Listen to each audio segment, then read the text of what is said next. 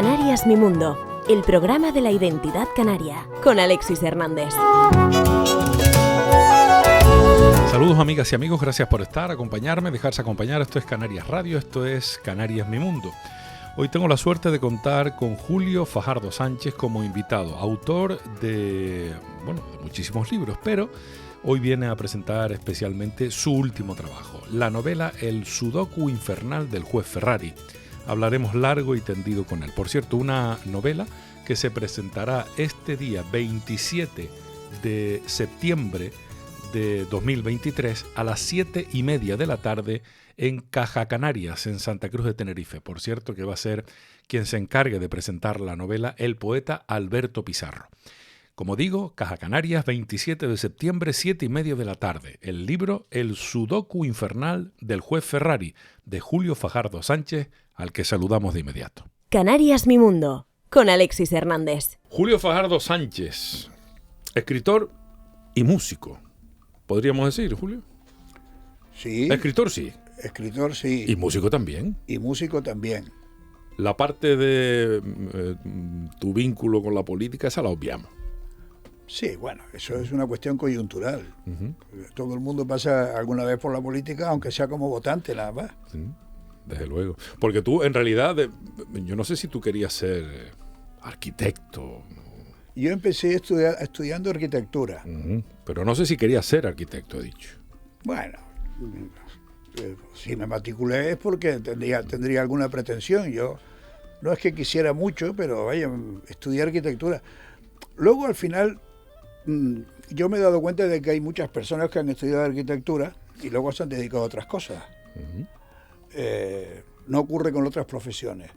Por ejemplo, el premio Nobel Orhan Pamuk, el turco, que es un escritor que a mí me fascina, es un escritor muy completo, abandonó la carrera de arquitecto a los 23 años. Y más o menos por la misma época en que yo lo hice. Bueno, yo lo haría seguramente un año antes o algo así. Pero bueno, es que eso es bastante frecuente. Uh-huh. Empezaste en la universidad en el año 58, te matriculaste en la universidad. En el año 58. En el año 58. Sí. Lo que sí está claro es que tenías vocación de estudiar y de prepararte y de tener en aquel entonces una licenciatura, entiendo, ¿no? Eso era... Bueno, como todo el mundo. Bueno, todo el mundo no. Bueno, hay quien no pudo. Todo el mundo lo pretende, todo el mundo lo pretende. Otra cosa es que la vida después te lleve por otro camino. Hay un problema con la sociedad que es que considera que si tú no sigues por el primer camino que tomaste, pues seguramente te equivocaste. Yo creo que no. Yo creo que justamente lo que hiciste fue rectificar. Uh-huh. Y siempre hay tiempo de rectificar. Por supuesto, pero hay alguien que toma que solamente hay un camino recto en la vida, ¿no? Del que no te puedes separar. Pero claro, eso fabrica esos seres anodinos, bueno, que están muy seguros con sus triunfos y tal, y que se parecen a aquel hombre del casino provinciano que decía Antonio Machado, ¿no? Uh-huh. Ese que vio a Carancha recibir un día. Uh-huh. Bueno, y esa fue la única cosa que hizo en su vida, es que un día vio a un torero que mató al toro recibiendo y eso le pareció una cosa extraordinaria. A mí me parece una vulgaridad absoluta, vaya. Uh-huh. Bueno, a las pruebas me remito con lo que describes, no a lo del toro, ¿eh? Me refiero a lo de que uno puede cambiar o incluso dedicarse a lo que uno estudió o no, todo lo contrario. ¿O no? Porque tú no estudiaste para ser escritor, pero sin embargo eres escritor, porque escritor se es. Sí, yo no conozco a nadie que haya estudiado para ser escritor. Últimamente hay miles de academias y de cursos y de másteres que se ofrecen para aprender a ser escritor. Bueno, y yo pregunto exactamente lo mismo que le pregunto al que hace el curso, el economista que hace el curso para aprender a jugar en bolsa y no equivocarse. Y digo, bueno, pues si es tan sencillo, ¿por qué no juegas tú en lugar de dar clases, no? Uh-huh. Sería mucho más sencillo que te hicieras millonario haciendo 3 o 4 jugadas de bolsa de esas que sabes y que dominas tanto, en lugar de decirle a la gente cómo se hace. ¿Y cuál es la respuesta? La respuesta es que no tienen ni idea. O sea, lo mismo pasa con los que dicen, yo mañana le enseño a usted a escribir. Bueno, ¿y usted qué ha escrito? No, es que yo estoy y tal. Bueno, usted es profesor, ¿pero de qué? Usted no ha conseguido nada con eso, ¿de qué me va a enseñar a mí? Ortografía. Bueno, eso no es semántica, eso no historia. Eso no es aprender a escribir. Porque escribir es otra cosa. Hay gente que cree que aprender a escribir es dominar la ortografía, la sintaxis y tal. Y eso no es así, por supuesto. Eso no es así. Escribir es otra cosa.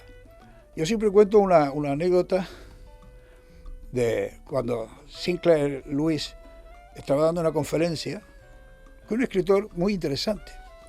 Estaba dando una conferencia y uno de esos pelmazos que va a las conferencias a hacer preguntas tontas le dijo, maestro, ¿qué debo hacer para empezar a escribir?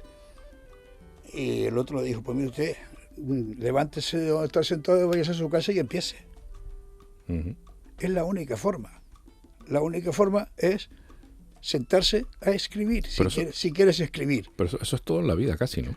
Bueno, hay gente que cree que no, hay gente que cree que tienes que estar tocado de una varita mágica, hay gente que cree que hay una especie de inspiración divina, todo eso que se cuenta del lenguaje de los dioses, que todo es mentira, por supuesto. El lenguaje no es de los dioses, el lenguaje es de los hombres. Y cuanto más te aproximes al lenguaje real de las personas, más te van a entender esas personas, que son en definitiva tus posibles lectores. En lo que sí estaremos de acuerdo es en que escribir en personas como tú es una necesidad. Como medio de expresión, digo. Sí, por supuesto. Yo lo hago todos los días. Y pues seguramente no le dedico todo el tiempo que puedo, porque tengo esos relojes que se venden ahora que te dicen, levántese de ahí porque tiene que caminar un ratito. Y menos mal que me lo dice, porque si no me estaría todo el día sentado. Pero escribes todos los días. Sí, escribo todos los días, porque esa es una cosa que hay que hacerla todos los días. Mira, hay cosas que hay que hacerlas todos los días, incluso hacer el amor también, dicen que hay que hacerlo todos los días. Yo, el que pueda. Como por supuesto, ya con la edad que tengo, pues eso me queda muy lejos. Pero espérate, ¿hubo algún momento en tu vida en el que lo hacías todos los días, Julio? Bueno, hubo un momento en que sí, pero ya no me acuerdo. ¿Alguna? Pero lo hubo. Sí, claro que sí, claro que sí. Bueno, nosotros no podemos renegar de nuestra historia, ¿no? Desde luego. En definitiva es lo que llevamos encima. Uh-huh. Lo que te quería decir con esto de la frecuencia de las cosas es que la práctica de cualquier habilidad, pongamos, ¿no? Y si quieres le ponemos el adjetivo artística al lado, porque en definitiva el arte también se trata de una habilidad, ¿no? De una predisposición o de una facultad especial que no todos comparten, etcétera, ¿no? Esto viene también referido a otros tipos de manifestaciones artísticas. Por ejemplo, Rubinstein, que era un pianista extraordinario, decía que si él dejaba un día de tocar el piano, él se daba cuenta. Si dejaba de tocar el piano una semana, se daban cuenta en su casa.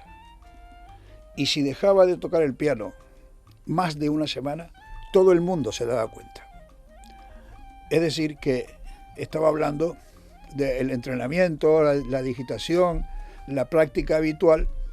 Al final es lo que hace el oficio, lo que hace la profesión.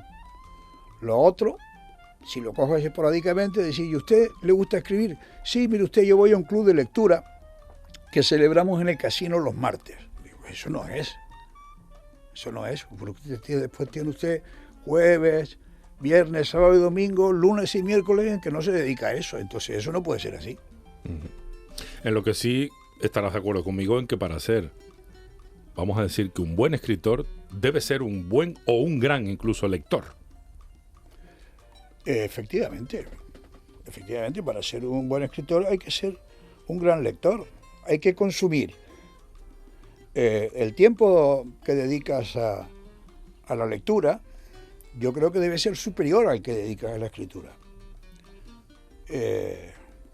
Yo he leído mucho y leo mucho y procuro estar siempre al día de las cosas nuevas que salen y de las que se me han perdido, porque resulta que son muchos siglos de escritores proponiendo ideas nuevas y a nosotros nos llegan los que vienen en la selección de lo que hace un señor que escribe en un periódico, ¿no? Dice, esto sale mucho, dice, las 10 mejores novelas del año.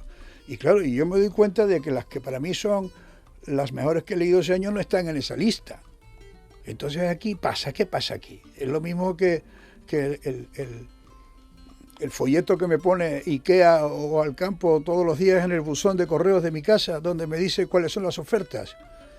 Pues mire usted, pues ¿qué quiere que le diga? Yo no voy a comprar un libro exactamente igual que voy a comprar un kilo de garbanzos, no. Pues eso no es así. Entonces hay una literatura que se nos ha perdido porque no tenemos tiempo de leerlo todo y porque hay mucha gente que escribe muchas cosas. Y yo me tropiezo con libros que nunca salen en las reseñas, que nunca salen en los periódicos, que nunca salen en las tertulias, que nunca salen en los clubes de lectura, y son libros extraordinarios. Hasta donde yo sé, hablas español, evidentemente.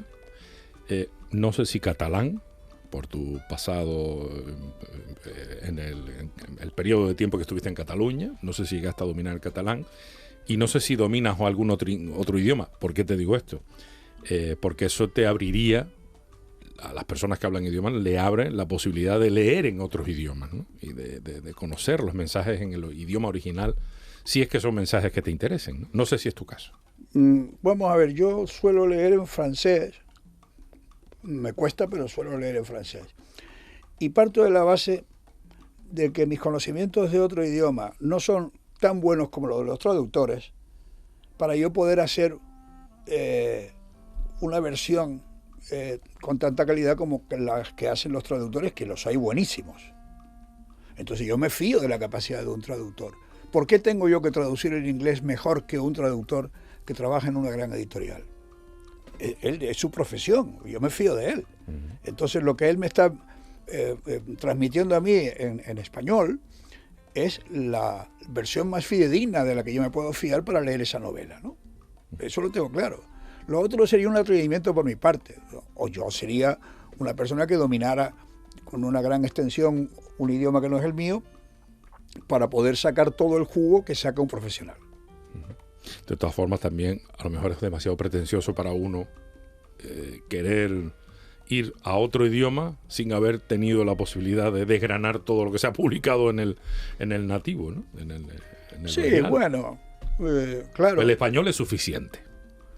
Sí, el español es suficiente, pero vamos a ver. El español es un idioma que últimamente nosotros tenemos que entender la literatura española como una literatura casi universal que se nos va de la geografía peninsular, ¿no? Porque el panorama hispanoamericano es riquísimo y tiene muy poco que ver con lo que se escribe en España, y sin embargo es español también. Entonces nos daríamos cuenta de una cosa, que las grandes influencias de la literatura moderna vienen de escritores que escriben en un idioma distinto al español, y que los escritores españoles han aprendido determinados giros, determinadas formas de escribir para incorporarlas a sus novelas. Entonces yo diría que en las listas siempre saldrán los mismos: Faulkner, Conrad, Melville, yo qué sé, Fitzgerald, y todos los de la parte de acá siempre de alguna forma tienen una influencia de esos grandes escritores. Entonces, a mí no creo que me haga falta tener que leer a Faulkner en inglés, seguramente porque no lo entendería mucho. Pero lo que leo traducido por un traductor fiable me parece una cosa soberbia, ¿no? Y esto le puede ocurrir a cualquier escritor sudamericano, que le pasa exactamente lo mismo. Tu último libro se titula El Sudoku infernal del juez Ferrari. A pesar de haber escrito este recientemente y de haberlo publicado, del que vamos a hablar ahora, si te parece, en profundidad, ¿sigue siendo tu preferido de los tuyos El polvo debajo de las alfombras, aquel inspirado en historias de La Laguna? Sí, seguramente porque es un libro que me gustó mucho escribir, porque estaba basado en un rumor, ¿no? Los rumores tienen la ventaja de que nadie te puede acusar de que estás mintiendo, ¿no? porque tú ya confiesas de entrada de que se trata de un rumor. Es decir, no se fíe usted mucho de lo que estoy contando, porque esto es una cosa que anda por las esquinas. Todavía no está cronificado, todavía no está en la historia. Se supone, pero no está. Y entonces esto le abre un campo extraordinario a la literatura, ¿no? El mundo del rumor. En realidad, El pueblo de las alfombras, Bajo la alfombra, que es un título que habla de las vergüenzas que una ciudad o que una sociedad tiene que tapar para que no la vean los vecinos. Eso de coger la escoba, levantar la punta de la alfombra y meterlo todo debajo para que no se vea, cuando la porquería sigue estando allí debajo. Se trata de una historia que ocurre durante la Guerra Civil Española, que a un regimiento que va desde la isla de Tenerife a la guerra, una noche se le escapan todos los soldados. Claro, el problema de que se te escapen los soldados en una guerra es o los fusilas o piensas que si no los tienes y te quedas sin ninguno vas a perder la guerra. Entonces en ese dilema está la cosa, ¿no? ¿Qué haces con los soldados que se han fugado? Los soldados realmente no se han fugado, los soldados estaban hasta las narices de un exceso de disciplina por parte del jefe, y enterados de que había una representación de variedades en un pueblo cercano, se fueron a verla. Fueron a ver a una vedette, a una cupletista, porque estaban hasta las narices de estar allí en el vivac y no tenían la oportunidad de imaginarse los muslos de la señora con el flequillo y tal bailando en el escenario, ¿no? Y eso fue lo que pasó. Y en torno a eso se desarrolla esa novela, que es muy divertida por eso. Sigue siendo tu preferida, entonces, entiendo. Sí, bueno, por lo menos me acuerdo. Se llevó el premio Benito Pérez Armas en 2004. Sí. Un magnífico reconocimiento. El Sudoku infernal del juez Ferrari, esta es tu última publicación. Sí. Quedan atrás, pues, Tiempo de desencuentros, En medio del tumulto, Quédate conmigo. Eso es. Bueno, y algunas otras publicaciones interesantes, pero destaco estas como novela. Y esta última está recientemente publicada. Sí. ¿Qué historia se nos cuenta y hasta dónde nos puedes contar? Porque si desgranamos Bueno, de una novela se puede hablar todo sin contar el final. Bueno. Sobre todo cuando la novela no tiene final. Uh-huh. O sea, las novelas que tienen final son las novelas policíacas o las novelas de amor, en donde el chico siempre termina con la chica. Y en las policíacas el detective siempre da con el asesino. Pero en este caso, yo creo que el 90% de las novelas que hoy se publican no están pendientes de lo que ocurre al final, por lo tanto no hay nada que desvelar. Todo se cuenta desde el primer momento hasta la última página. Y se cuentan cosas variadas, porque la escritura funciona igual que la mente, ¿no? Si no, no sería escritura. La escritura es un producto del pensamiento humano.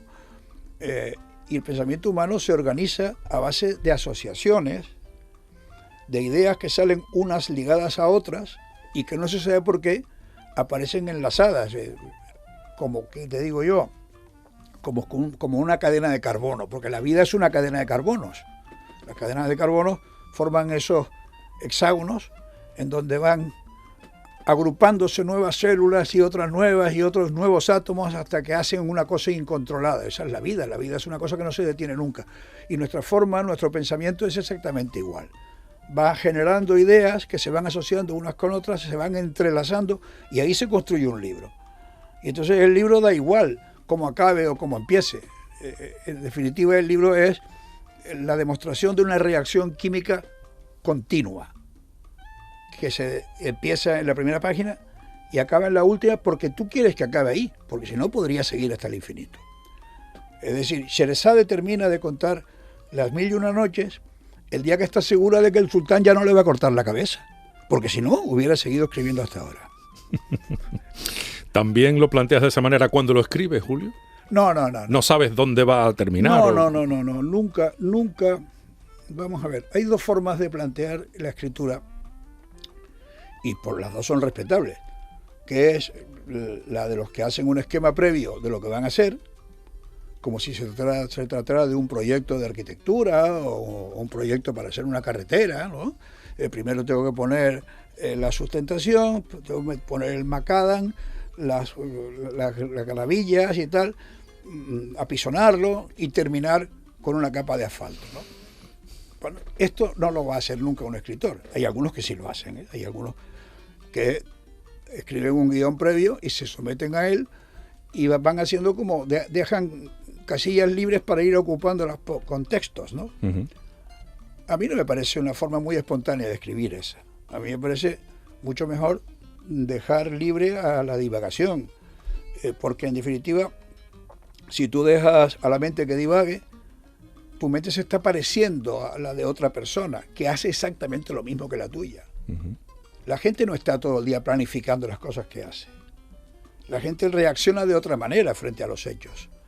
Y la gente lo que le interesa es sentirse reconocido con lo que lee. Que se vea a él a sí mismo allí y dice, esto lo hubiera hecho yo también igual. Y de ahí viene el éxito de la literatura. Y de la música, y de las canciones. Uh-huh. Y de la música igual. Pero la música tiene otra clave. La música tiene la clave que ahora te lo voy a contar porque es algo que he descubierto muy interesante. La música tiene la clave de que en nuestro esquema de vibraciones internas rechazan toda aquella vibración que le produzca una asonancia, algo que no concuerde, que no esté proporcionado. Esto viene de lo pitagórico. La música la inventaron los pitagóricos, indudablemente. Las vibraciones de las cuerdas y la relación entre una vibración y otra, si están en armonía o no. Según la frecuencia, ¿sí? Y la armonía, que es un concepto de tipo matemático, es lo que llaman el número de oro, la media armónica de una proporción. Todo lo que no obedezca a eso, el oído lo rechaza. Sin embargo, fíjate, he visto una conferencia que dio Stravinsky en la Charles Norton, que es un aula de la Universidad de Harvard dedicada a la literatura, donde habla que las asonancias también pueden ser planteamientos musicales. Es decir, yo planteo una asonancia para que el que está escuchando la resuelva él solo. De forma que yo lo estoy planteando una sugerencia de algo que no está de acuerdo para que él lo acuerde. Y en el fondo en la literatura pasa exactamente lo mismo. Debemos hacer siempre una propuesta en donde no todo esté contado, para poderle dar opción al lector de que vaya imaginando entre párrafo y párrafo cosas que a él se le pueden ocurrir. Y entonces el lector se convierte en un cómplice de la escritura y es tu socio a la hora de valorar el libro. Uh-huh. Y esto lo tienes en cuenta cuando escribes. Sí. Tienes que dejar margen para que... Por supuesto, no se puede contar todo. Uh-huh. Siempre hay que dejar un respirito, que llamo yo, para que el que lea tenga opción de pararse un momento, reflexionar y aportar algo de su cosecha. Uh-huh. A ti te pasa como a mí, Julio, que muchas veces tengo que releer un párrafo varias veces para terminar de entenderlo. ¿Eso es porque yo lo entiendo mal o porque está escrito de una manera un poquito más complicada de la que debiera? Mira, vamos a ver, la forma adecuada de conseguir la comprensión, eso que tú estás diciendo ahora, un ejemplo clarísimo de incomprensión del texto, porque el escritor autosuficiente, jupiterino, creyéndose el creador del universo, cree que todo el mundo va a entender lo que pone. Y entonces lo que hace es engalanarse de una forma absurda, normalmente muy falsa, para conseguir que tú no lo entiendas. Es decir, eso lo hemos sufrido a lo largo de la historia en actitudes de tipo religioso, de tipo político, que se llama distanciamiento, ¿no? Es decir, ¿por qué tantos años hasta el Papa Juan XXIII las misas se daban en latín? Pues para que la gente no las entendiera. Establecían un distanciamiento entre el oficiante, que se ponía de espaldas al público. Y Juan XXIII le dijo, no, de espaldas, no, dense la vuelta, que los vean y háblenle cada uno en su idioma para que los entiendan. Entonces hay todavía quien se viste con trajes de lujo pensando que así queda entre él y los demás un campo de misterio que los demás son incapaces de descifrar. Y entonces él está distanciado del resto. Eso es una estupidez. Eso es una estupidez. Hay mucha gente que lo practica, pero es una estupidez. Esta no ha sido tu costumbre nunca, todo lo contrario. Me parece que eres un hombre de un lenguaje claro, directo, tanto cuando habla como cuando escribe. Esa es la impresión que tengo yo. Bueno, el lenguaje debe ser... vamos a ver, el lenguaje se define, y ahora que está muy de moda el tema identitario del lenguaje, se define como una cuestión de uso común. Y como es una cuestión de uso común, tú lo que tienes que hacer es aprovechar esa comunidad, esa coincidencia, ¿no? Es decir, si yo no encuentro coincidencia de que mi lenguaje sea entendido por una mayoría de personas, no he conseguido nada. Lo que estoy haciendo es, bueno, ocultarme detrás de una especie de oropel, no sé, que siempre tendrá una serie de acólitos que me harán la pelota y me dirán, qué bien lo hiciste que no te entendí nada. Digo, bueno, pues eso no es lo que yo quería. Porque, ¿para qué escribe uno un libro? Además de para escribirlo. Uno escribe un libro, el libro es una respuesta a la soledad. La escritura es una aventura solitaria. No se hace en grupo. Bueno, hay algunos que sí. Hay algunos que lo hacen en grupo. Y se llevan premios incluso. Y incluso se llevan premios. Ahí tenemos El Último Planeta. Exacto. Donde hay algunos que se reúnen y dicen, entre los tres vamos a hacer la fórmula y la vamos a llevar a premio. Bueno, muy bien, pues yo lo respeto mucho, ¿no? Pero la escritura en el fondo es una cuestión de tipo solitario. Y la soledad es un clamor hacia la compañía. El solitario está continuamente pidiendo auxilio para que lo vengan a acompañar. Y el escritor no tiene otro vehículo para poderlo hacer que escribiendo un libro y que los demás lo lean, porque él sabe que en una distancia en donde ni se ven ni se conocen, hay una persona que está coincidiendo con su propuesta, ¿no? Y no es que con esto se quede satisfecho, pero está cubriendo una necesidad muy importante de rellenar un espacio de soledad que es muy importante para escribir, tener ese espacio de soledad, ese espacio de distancia, ¿no? Uh-huh. Se puede contar una verdad cuando se escribe una novela, se puede contar una media verdad o incluso una mentira o un rumor. Pero quien no se puede esconder es el escritor. El escritor no se esconde nunca, porque esté donde esté, siempre está a la vista. Siempre está a la vista. Hay una teoría militar para ganar las guerras que la aprendimos todos cuando fuimos al cuartel, que era la teoría de que la guerra nunca se puede perder, ni ganar, ni pasa nada con ella si se cumplen perfectamente lo que dicen los reglamentos.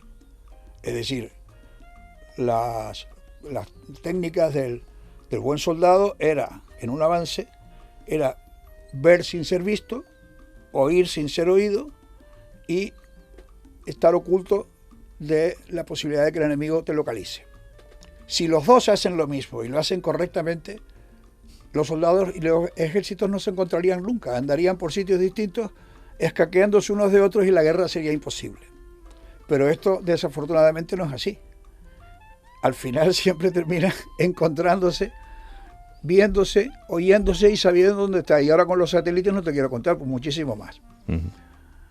Por lo tanto, no sé, desentenderse un poco de estas cosas no conduce a nada, ¿no? No conduce a nada. El escritor no se esconde. El escritor, en todo caso, se puede disfrazar. Por ejemplo, en esta novela del Sudoku Infernal de Juan Ferrari, yo la he escrito como casi todas las novelas y además parto de la base de que hay que hacerlo así. Una novela no se escribe, no queda bien hasta que no la hayas escrito por lo menos 3 veces. Es como un pan, para aleudar la masa, cuando el que no sabe de panadería dice, esa masa ya está para hacer el pan. No, a esto le falta todavía darle 20 golpes más, no crea. Esto no está todavía. Ese pan no saldrá bien si usted lo mete así como está en el horno. Tiene que darle más golpes, tiene que hacerlo sudar más, hacerlo chocar contra el mármol. Eso lo tiene que hacer todas las veces que haga falta. Y en esta novela, yo empecé escribiendo esta novela como narrador omnisciente, como un narrador externo que va contando una historia. Y tengo un personaje que se llama Hortensia, que es la hija del famoso juez Ferrari. Uh-huh. Y me di cuenta de que ese personaje tenía tantas cosas que decir que yo no las podía decir por ella. Y entonces eliminé todo lo que había escrito y empecé a escribir la novela nuevamente, convirtiéndome en ella como narradora. De manera que en este libro yo hablo con la voz de una mujer porque es necesario que lo haga así, porque tenía tantas cosas que contar que si yo sigo siendo un narrador de fuera, no las puedo contar porque yo no soy capaz de meterme dentro de su piel. Pero si yo asumo su personalidad, ya yo soy ella. Mentira, por supuesto. Los escritores nunca son el personaje, nunca. Los cursis siempre han dicho que Flaubert, cuando le preguntaba por Madame Bovary, decía, Madame Bovary, c'est moi. No, hombre, Madame Bovary no es él. Estamos locos, Madame Bovary no es él.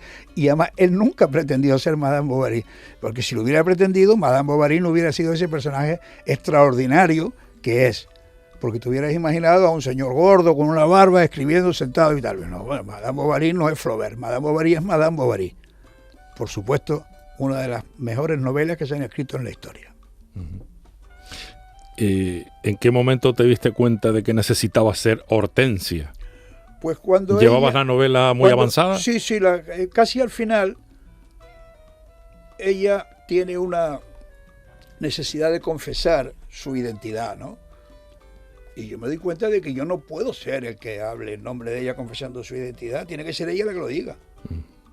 Porque yo no me puedo meter en la intimidad del personaje a menos que asuma que yo soy el personaje. Esto se lo cuentas a la gente y dice, ¿y eso cómo se hace? Digo, bueno, pues con paciencia, como todo en esta vida. ¿Cuánto tiempo llevabas invertido en la historia cuando caes en yo creo que llevaba unos 3 años. ¿3 años? Sí. Y en ese momento decides convertirte en una necesidad, bueno, tú tengo que empezar otra vez. No, llevaba 2 años y en el último año me convertí en Hortensia. Ok. Con lo que entonces te lleva. Eso no es mucho, ¿eh? Antonio López para pintar un cuadro dice que tarda 3 o 4 o 5. Yo creo que no es verdad. Parece mucho, ¿no? No creo que no es verdad. Yo creo que Antonio López tiene como un objeto de su venta personal uh-huh. La exhibición del sacrificio. Uh-huh. A mí el sacrificio me da igual. O sea, yo no digo que esto me haya costado un trabajo excesivo. Yo lo que he hecho es disfrutar 2 veces. Uh-huh. Siendo Hortensia y no siendo Hortensia, he disfrutado. En las 2 ocasiones he disfrutado. Nunca se me ocurriría decir que esto me ha costado unos disgustos tremendos y unos problemas psicológicos tremendos, y he sufrido mucho. No, pues entonces era para plantearse cambiar de profesión, ¿no? No, pero hay gente que vende eso, que ¿no? vende el sacrificio como una de las cuestiones importantes de su profesión. Uh-huh. Es decir, están sufriendo. Y yo, verdad, no soy muy partidario del sufrimiento. No tiene mucho sentido, ¿no? No tiene, pero no me gusta. Una consulta. ¿Se trabajan varias novelas al mismo tiempo? ¿Eso claro. ¿Es posible? ¿Es viable? Sí. ¿Te pasó en este caso? Sí. Yo tengo varias novelas en el congelador que las he ido escribiendo a medida que estaba escribiendo otras. Y otros libros de tesis, libros, ensayos. Uh-huh. que los puedes escribir perfectamente. Y además es recomendable y es saludable, porque con eso lo que hace es oxigenar la mente y darle opción a que aparezcan otras ideas que igual te sirven para lo que estabas haciendo. Y no corres el riesgo de repetir, no digo en los ensayos, porque en los ensayos es más difícil, pero en las novelas no corres el riesgo de pisarte a ti mismo. No, porque para eso, vamos a ver, uno de los elementos más importantes del proceso de la escritura está en lo que yo llamo la poda, ¿no? ¿La poda? Sí. Uh-huh. Yo puedo, o la poda, esto lo puede hacer, por ejemplo, un señor que haga cerámica, ¿no? Coge un montón de barro, lo pone allí, en el torno, y empieza a hacer cosas. Pero llega un momento en que se da cuenta de que hay que quitarle, de que a aquello le sobran un montón de cosas que son innecesarias. Y el atrevimiento está en sabérselas quitar. Lo mismo exactamente igual que la poda de un árbol o la poda de lo que sea. Bueno, este árbol es muy bonito, pero mira, es que resulta que por este lado tiene demasiadas hojas, quíteselas usted y verá qué bien le queda. Entonces, en la escritura hay que saber cortar, hay que saber podar, hay que saber eliminar. Y una de las cosas más importantes que hay es larguísimo proceso de corrección en donde tú vas eliminando cosas innecesarias, vas podando al libro, lo vas dejando casi desnudo, solamente con aquello que interesa contar y lo demás fuera. Y en ese proceso de corrección es cuando tú te das cuenta si hay repeticiones o no las hay. Y entonces las quitas. Las quitas sin ningún tipo de problema. Es decir, el escritor tiene que pensar que la paternidad de cualquier frase del libro no es tal.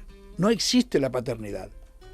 Es decir, no se va a producir una amputación con tu yo o con tu entidad más íntima si tú quitas algo de lo que tú escribiste, de lo que tú pusiste. No importa. Forma parte también de ese mundo, ¿no? Uh-huh. Pero hay gente que cree que no, que cree que todo lo mío es mío y ya está. No es cierto. Uh-huh. La escritura tiene otro lenguaje, tiene otras claves. En esa reescritura, porque casi lo tuviste que reescribir, por lo menos en gran medida, sí, ¿no? Sí. Siendo ya Hortensia, sí. ¿Hubo algún giro que le imprimiste a la historia que se viera afectado por ese cambio, o la historia se mantuvo? No, la historia no se alteró, simplemente se contó de otra manera, se contó desde otro punto de vista. Pero la historia sigue siendo la misma. La historia es la misma y la cuentas desde otro punto de vista, como si mañana quieres introducir a un señor que no tiene nada que ver con esto, que pasaba por allí, y lo conviertes en narrador, que también es otro hallazgo literario. Es decir, el señor que un día entró en una casa con la bombona de gas butano al hombro y vio una escena, le interesó y empezó a escribir un libro sobre lo que vio, y simplemente era el repartidor del gas butano, que se convirtió en el narrador. Esa es una de las ventajas de ser tú el que inventa la historia, ¿no? El que la cuenta. Sí, bueno, la literatura es la oportunidad de eliminar la fatalidad del espacio y del tiempo.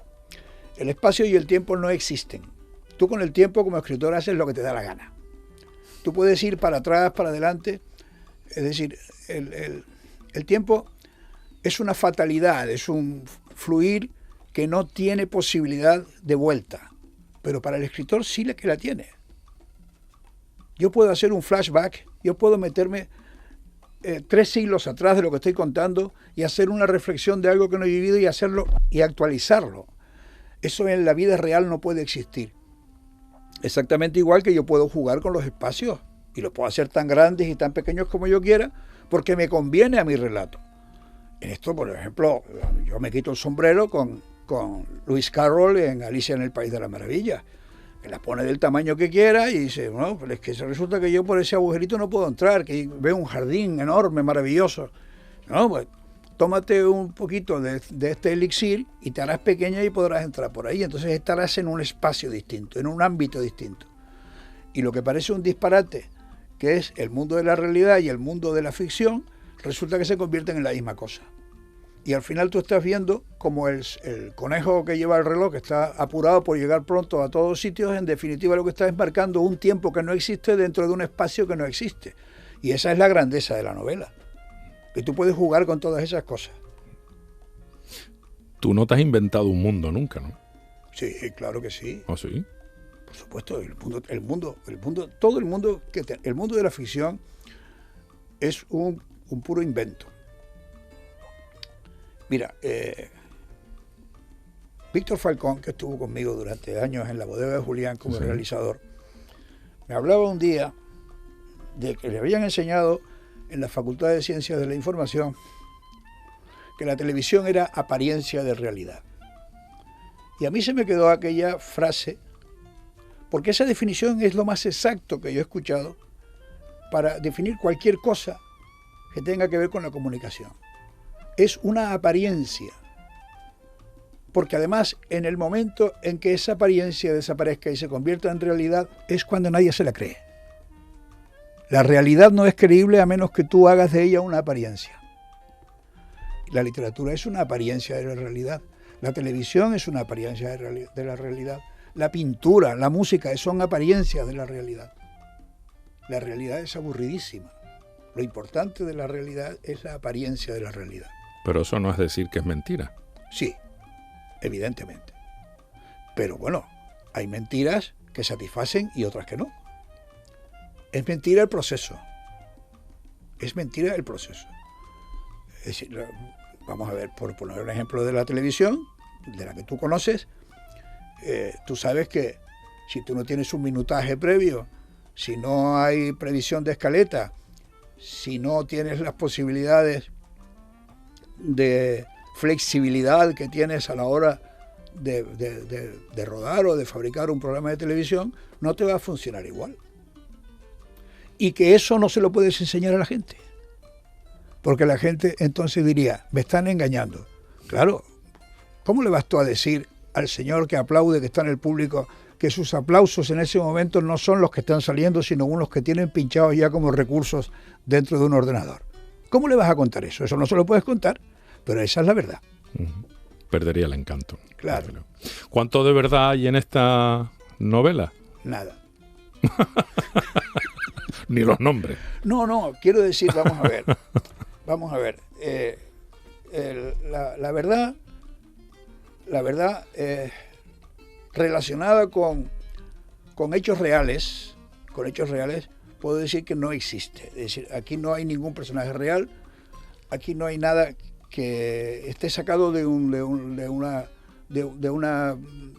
realidad factible, es decir, aquí nadie puede decir, a ese señor lo conozco yo. Pero los habrá, ¿eh? No. Que digan que lo digan, claro. No, claro. Por supuesto que sí, y eso es lo bueno. ¿No? Lo bueno es decir, yo lo conozco, yo sé quién es. Incluso alguno te habrá dicho, ese soy yo. Sí, claro. Bueno, no sé si en esta novela no, o en pero las es que está muy anteriores. bien que lo diga, porque además yo lo que pretendo es que sea eso, porque si no sería irreal absolutamente. Pero ¿por qué? Porque yo hago en esta novela una exposición de hechos, de normas, de costumbres actuales en las que las personas se sienten reconocidas, pero con personajes llevados a la exageración. Los personajes son todos falsos, por supuesto, pero los hechos no lo son. Ni lo que piensan lo son. Todo lo que piensan es verdad. Todo lo que hacen es verdad. Todo lo que les rodea es verdad. Ellos no, ellos son falsos. Pero bueno, si todo lo que hacen es verdad, todo lo que piensan es verdad, todo lo que dicen es verdad, y solo el personaje es el falso. Sí, esto, vamos a ver, esto es una manera de... No, esto es una herencia que traemos de los griegos, vamos a ver. Esto forma parte de la tradición de la mitología. La mitología está encarnando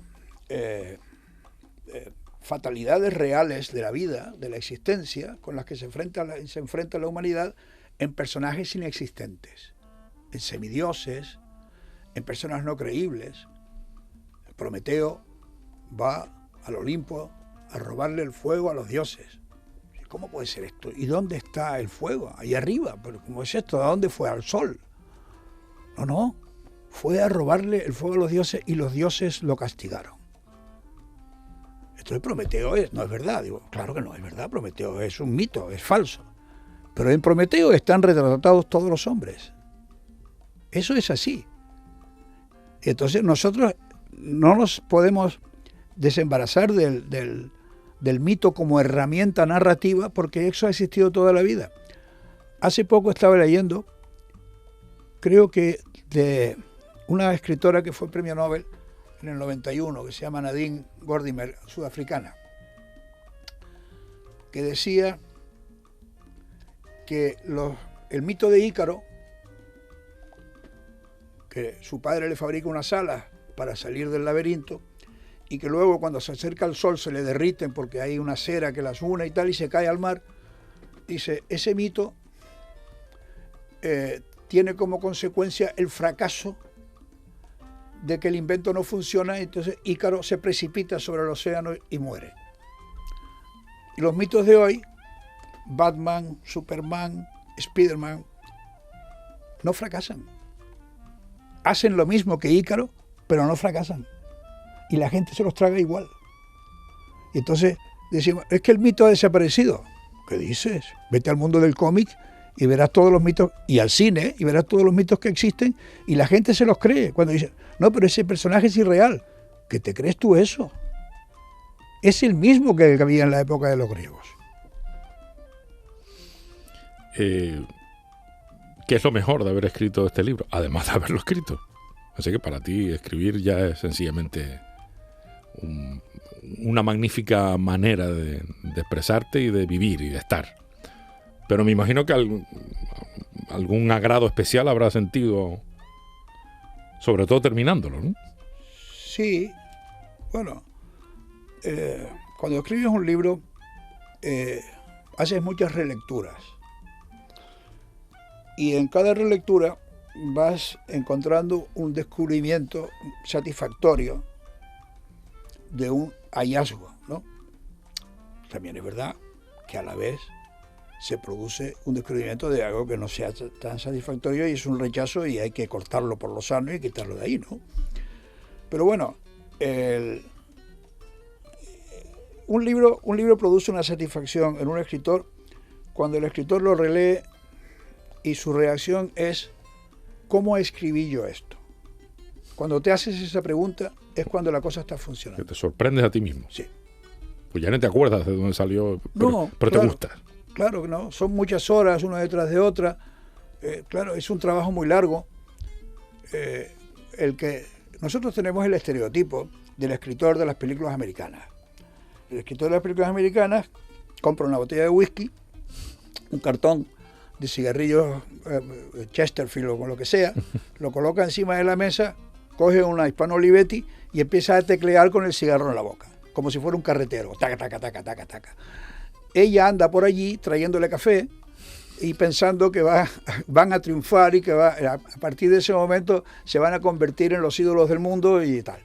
No es verdad, por supuesto. Pero entonces la escena termina con que saca la última hoja de la máquina de escribir después de haber puesto fin. Eso no funciona así. Eso no funciona así. Eso funciona de otra manera. Es decir, y hay gente todavía que se lo cree. Hay gente que se lo cree. Porque yo escucho gente que dice, me voy a ir un mes al campo en una casa que he descubierto donde estoy solo para escribir un libro. Digo, el libro lo tienes que escribir aquí. ¿Entiendes? Tienes que escribir aquí alternando con ir al Corte Inglés a comprarte una camiseta o ir a comprarte los fideos al supermercado de Carrefour. O sea, eso lo tienes que hacer así, si no, no funciona. Tú no te puedes desligar de la realidad ni del mundo real de todos los días para decir, ahora me voy a aislar del mundo como si fuera un convento y voy a escribir un libro. ¿Pero de qué estás hablando?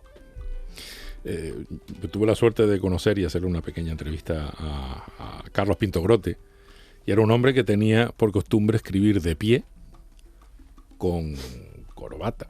Se vestía, se ponía su traje, corbata, escribía de pie y escribía con pluma. ¿Tienes algún tipo de manía tú también en ese sentido? En cuanto a escribir, de una forma, de vestir ese momento. No, yo vamos a ir con todo el respeto a Carlos. Yo considero que puedes escribir en pelota, puedes escribir con una bata o puedes escribir de smoking. Eso no tiene nada que ver, eso forma parte de, bueno, a él le gustaba una cierta tendencia a la cursilería. Pero bueno, o puedes hacerlo, yo qué sé, yo conozco gente que lo hacía con tinta verde. ¿Ah, sí? Sí, por ejemplo. ¿Y por qué escribes con tinta verde? No, es que me gusta. Digo, bueno, es muy respetable. A mí me da igual. Yo escribo en el ordenador, lo confieso. ¿Por qué? Porque me es más cómodo. Y me parece un invento fantástico. Porque en su día escribiste a máquina, entiendo. Sí, claro, pero eso no quiere decir que cuando yo escribía a máquina y cuando sigo escribiendo en el ordenador, tenga al lado unas cuartillas o unos folios para con el lápiz tomar unas notas al margen de lo que estoy haciendo. Porque yo no domino todavía el lenguaje de la informática que parece que te salen al lado del texto. Pero puedes escribir las notas en el mismo. Que puedes escribirla allí mismo, pero yo no, porque a mí me parece que estoy llenando el texto de cosas innecesarias. Lo estoy llenando de moscas, no me interesa. Las moscas fuera, entonces las coloco todas, escribo a lápiz y ya está. Y me suele acompañar una mosca cuando escribo. Y además he escrito sobre la mosca, porque la mosca se ha hecho amiga mía, que es una mosca que viene al flexo. Siempre, las moscas van todas al flexo. Bueno, no será siempre la misma. Bueno, yo considero que sí. Porque Se parece, por lo menos se parece. Yo, son hermanas, ¿no? Yo las asimilo al género de las moscas. Entonces digo, bueno, seas quien sea, eres la mosca del flexo. La mosca del flexo. Que viene todos los días, cuando enciendo el flexo, al poco tiempo ya estará la mosca. No sé si viene a buscar la luz o el calorcito de la bombilla o algo, pero empieza por allí. Bueno, al final hemos hecho un acuerdo estupendo. Ni yo la molesto, ella sabe que yo no la voy a ahuyentar, ni le voy a amenazar con nada, ni ella me molesta a mí. Es decir, ella sabe que a mí no se me puede posar encima porque le pego un manotazo, o sea, eso no. Pero mientras tanto anda por allí y nos llevamos muy bien. Y me ayuda una barbaridad. ¿De qué manera? Pues a escribir. Pero, ¿por qué? ¿Te distrae? ¿Te da una idea? No me da una idea. No me da una idea. Me acompaña. Uh-huh. Que es una de las cosas mejores que te pueden pasar, que te acompañe. Sin que te moleste. Sin que te moleste. ¿Bebes café? Sí, tomo café. Uh-huh. No digo en ese momento. Sí. Me hago uno de esos que hay de máquinas. Estupendo, ¿no? Ya no hay que ir a ningún bar para tomar un café no, bueno. No, tengo allí unas cápsulas de esas que sean apretaditos. Apretaditos y tal. Y me hago un expreso. ¿Ya dejaste de fumar? Sí, hace mucho tiempo que dejé de fumar y dejé todo. Con lo que ya esa aureola que te podía envolver de humo, de tabaco, de pipa, No. Eso no. La pipa no. La pipa no es de escritores, ¿eh? Hay algunos que sí, la pipa es más de arquitectos. Bueno, para arquitecto algo te pudo haber quedado, ¿no? La pipa es más de arquitectos, sí. Uh-huh. Sí, exactamente igual que esos chalecos sin mangas que van llenos de departamentos para meter cartuchos de caza, son propias de los biólogos. Y digo, pero si tú no vas a matar ningún bicho, dice, no, pero es que esto es para los carretes de fotos. Digo, perdona, ya no hay carretes de fotos. O sea que tú, la tecnología te ha venido a facilitar el trabajo, el ordenador, sigues con tus notas a pie de escritorio, a la derecha, un café, una mosca que te acompaña. Sí, la mosca es fundamental. La luz del flexo es la que no termino de encajar. Entiendo que para la parte de las notas, porque te puede... No. ¿Mm? Vamos a ver, a mí me gusta, fíjate, te voy a confesar este truco, porque esto no se puede decir, claro, pero yo lo digo. Bueno. Yo tengo el ordenador en una mesa que está enfrente de una ventana, porque me gusta mirar hacia afuera y ver qué pasa afuera, ¿no? Uh-huh. Veo unos techos, veo unas antenas, sobre todo veo las nubes, el cielo y todo esto. Pero la luz me entra de frente. Y entonces me encandila el teclado y no lo veo bien. Para eso tengo el flexo encendido que está proyectando la luz sobre el teclado y puedo escribir perfectamente. Y tengo dos luces, la de fuera, la natural, que me informa, y la de dentro para iluminar el teclado del ordenador. ¿Tienes alguna hora preferida para escribir? No, cualquier hora es buena. Yo me levanto muy temprano y lo primero que hago es escribir. ¿Qué me dices? Es una buena hora. Pero muy temprano, ¿qué es? ¿Las 5 de la mañana? Las 5, sí. ¿Te pones a escribir a esa hora? A esa hora me pongo a escribir, porque es una hora muy buena. Uh-huh. A esa hora es muy buena porque a esa hora no hay nada que te contamine. Uh-huh. Es una hora perfecta para escribir. Pero claro, por supuesto no lo puedo decir, porque si yo pongo en el texto que estoy escribiendo a las 5 de la mañana, hago sufrir al lector. Porque si él se personaliza conmigo, dirá, joder, y se ha levantado a las 5, esto no lo hago yo, qué sacrificio, ¿no? Pues no es ningún sacrificio, es cuestión... Mira, las horas del sueño están vinculadas a la televisión. Cuando tú decidas que se acaba tu necesidad televisiva, ¿a qué hora se acaba tu necesidad televisiva? Es cuando tú entras en el mundo del descanso y entonces contabilizas horas a partir de ahí. Y si a las 5 se han cumplido 7 u 8 horas, pues es correcto, vaya. Uh-huh. Has descansado, pero te has ido de un mundo de informaciones que te podía haber tenido trabado hasta las 12 o a la 1. Uh-huh. Pero eliges y punto, ¿no? A mí esto no me interesa, yo prefiero lo otro. Y ya está. Uh-huh. Y no necesariamente tienes por qué estar sumido en el sueño.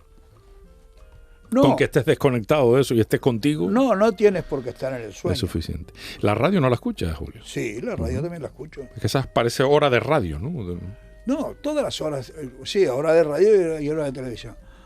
La radio por la noche es una radio que yo creo que debería venir, la de la noche debería venir para otras horas del día, que también es necesaria, porque es son unas horas de melancolía, ¿no? Ujú. Alguien lo puso de moda en una época determinada. Yo creo que hay una película americana que habla de un programa de radio nocturno, Ujú. no me acuerdo, me parece que era Al Pacino o uno de estos. Sí. Bueno, es igual, una película donde oían la radio por la noche. No está mal eso, ¿no? Pero ese mundo de melancolía de la radio, que en definitiva es la acompañante de la soledad, podría tener significado a otras horas del día. También, porque hay gente que no necesariamente es la noche la que los mete en un mundo de desesperación. Yo creo que en el mundo de lo habitual hay que escaparse de vez en cuando para recuperar un poco el equilibrio, ¿no? Y no necesariamente tiene que ser por la noche. La oscuridad por algo es que todos los animales se van a dormir. Hay algunos que no, ¿eh? Hay algunos que se despiertan y salen a cazar, ¿no? Bueno, Pero eso es una minoría. Esos son otros. Sí. Sí, esos son otros, sí. Y, bueno, la tarde, noche, ese momento también de desconexión de pantallas puede ser el momento ideal para la lectura, ¿no? Sí, es un buen momento para la lectura, sí. Bueno, la lectura tiene horarios muy flexibles. Quiero decirte que para un lector no es lo mismo que para un escritor, ¿no? Para un escritor es necesario rellenar un espacio del tiempo como si fuera ir a la oficina, ¿no? Y tienes tus libros almacenados allí y no te lo vas a tomar como una distracción, sino como una obligación. Es decir, y te advierto una cosa, hay gente que piensa que leer por obligación disminuye el placer de la lectura. No es verdad, no lo disminuye. Yo creo que si le prestas más atención a lo que estás leyendo, si estás más pendiente de la técnica, de lo que quiere decir el autor, de las circunstancias que hay alrededor de la escena, ¿no? Eso te produce una gran plenitud. Por ejemplo, ahora estoy escribiendo un tratado sobre literatura y hablo de muchos novelistas y comento muchos libros que he leído. Es complicado, por supuesto, porque no vas a coincidir con lo que dicen todos, o puedes correr el riesgo de caer en lo que dicen todos, en nombrar siempre a los mismos. Pero es que hay algunos que son inevitables, que los tienes que nombrar sí o sí. Pero bueno, ese mundo de leer y de sorprenderte con la lectura, para el escritor no es ningún sacrificio. Es una herramienta necesaria, pero que no, en ningún caso, se convierte en una obligación. Es algo más. Es el aprendizaje. Hoy no se escriben libros sobre el aprendizaje. Hay una novela de Goethe que se llama Los años de aprendizaje de Wilhelm Meister, donde un muchacho aprende el mundo de la escena y de la construcción teatral porque le regalan una pareja de marionetas y empieza a interactuar con ellas. De manera que una en la mano derecha y otra en la mano izquierda, y él hablando con ellas y fingiendo la voz de ellas, establece un trío de diálogos fantásticos y ahí empieza su aprendizaje con el mundo de la ficción. Eso me parece interesantísimo. Pero claro, tú al lector no lo vas a someter a estas cosas, a estos esfuerzos tremendos, ¿no? Pero para ti sí que viene muy bien. Julio, dime 3 razones por las que estaría bien que nos leyéramos esta última novela tuya, El Sudoku Infernal del juez Ferrari. 3 razones. Bueno, la primera seguramente porque es un intento de reflejar la actualidad que estamos viviendo. Y por un lado, justificar a un mundo que nos parece absurdo, a la vez que denunciamos la parte absurda que tiene ese mundo. Pero yo intento justificarlo y además integro a los a los personajes en situaciones muy extremas que parecen ridículas pero que no lo son. Porque en definitiva lo que están haciendo es un reflejo de la sociedad actual, que no es tan mala como nos parece, ni tan buena tampoco. Después, por otra parte, en este libro van a encontrar una variabilidad de planteamientos argumentales. Es decir, yo aquí no cuento solamente una historia. Aquí hay historias transversales que se van desgajando de la principal. Esto no lo he inventado yo. Cervantes hacía eso. Sino que alguien me cuente cuál es el argumento del Quijote. Pues simplemente un señor que sale por los alrededores de su casa, no se va más lejos, y empieza a vivir una serie de aventuras que no te las imaginas que las pueda vivir, porque son las aventuras de la mente, las que fabrica la mente. Bueno, pues esa gran variabilidad de aventuras y de situaciones se pueden encontrar en este libro, y yo creo que eso lo puede hacer bastante entretenido, ¿no? Y luego, por otra parte, la clave está en el título. Yo soy muy aficionado a los sudokus, y sobre todo a los que llaman infernales, que son aquellos que es difícil encontrarles la solución, pero siempre hay solución, siempre hay solución.